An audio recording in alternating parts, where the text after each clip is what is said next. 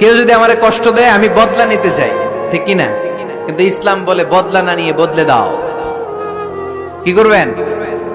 বদলা নিও না, বদলে দাও। আল্লাহর কাছে বল, বন্ধুর কাছে বলার আগে, স্ত্রীর কাছে বলার আগে, ফেসবুকে শেয়ার করার আগে কষ্টের কথা শেয়ার করব কার কাছে? বিশ্বনবী সাল্লাল্লাহু আলাইহি ওয়াসাল্লাম আমাদেরকে এটাই শিখিয়েছেন।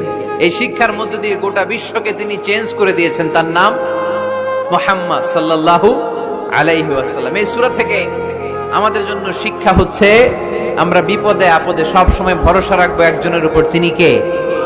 আর মনে রাখতে হবে the grief isn't permanent, the struggle isn't permanent. এই পৃথিবীর কোনো দুঃখ কষ্ট আর সমস্যা এটা পার্মানেন্ট নয়। সমস্যার পরে সমাধান আছে, দুঃখের পরে আনন্দ আছে।